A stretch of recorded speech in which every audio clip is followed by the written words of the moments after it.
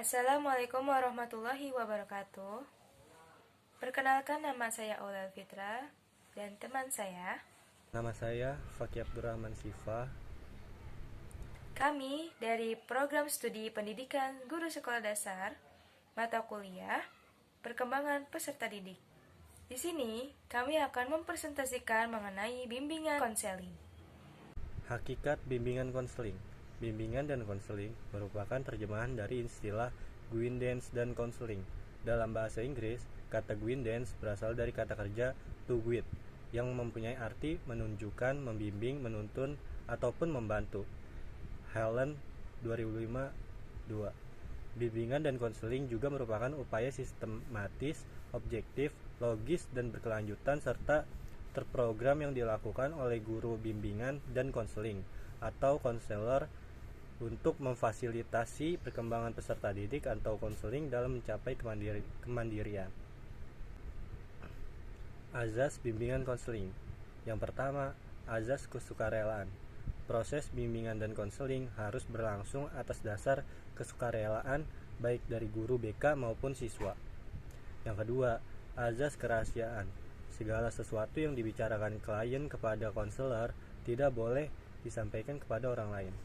Yang ketiga, azas kerahasiaan. Dalam pelaksanaan bimbingan dan konseling sangat diperlukan suasana keterbukaan, baik keterbukaan dari guru BK maupun siswa. Tujuan bimbingan konseling. Tujuan bimbingan dan konseling adalah membantu individu dalam mencapai sebagai berikut. Yang pertama, kebahagiaan hidup pribadi sebagai makhluk Tuhan. Yang kedua, mengetahui hambatan dan kesulitan yang dihadapi peserta didik dalam studi penyesuaian dengan lingkungan pendidikan dan masyarakat.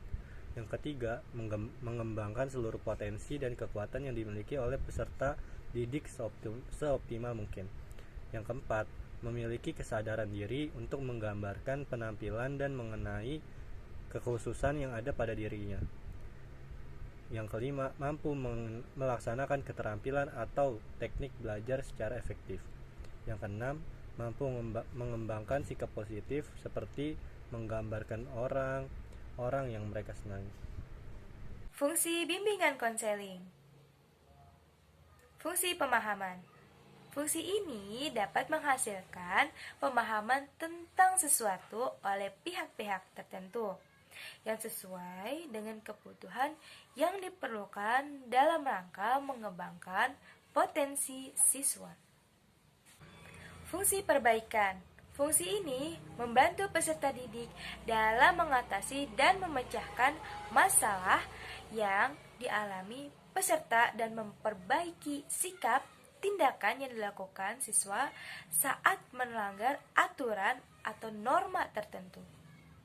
Fungsi pemeliharaan dan perkembangan. Fungsi ini diberikan untuk membantu peserta didik dalam memelihara dan mengembangkan keseluruhan pribadinya secara mantap, terarah, dan berkelanjutan, sehingga siswa bisa memelihara dan mengembangkan potensi yang dimiliki secara optimal. Prinsip dalam bimbingan konseling. Bimbingan harus berpusat pada individu yang terbimbing. Masalah yang tidak dapat dipecahkan harus diserahkan kepada individu atau lembaga yang lebih mampu dan berwenang dalam melakukannya. Bimbingan harus dimulai dengan identifikasi kebutuhan-kebutuhan yang dirasakan oleh terbimbing.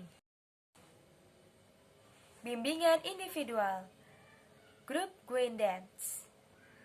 Metode ini berupaya memberikan bantuan diberikan secara individual dan langsung bertatap muka. Metode ini dilaksanakan dengan cara wawancara antara pembimbing dan siswa.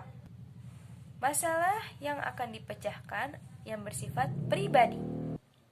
bimbingan kelompok, individual counseling.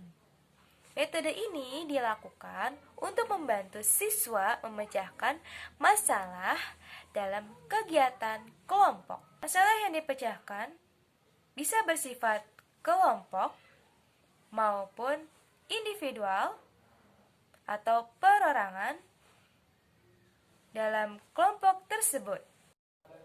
Cukup sekian presentasi dari kami. Kurang lebihnya mohon maaf. Wassalamualaikum warahmatullahi wabarakatuh.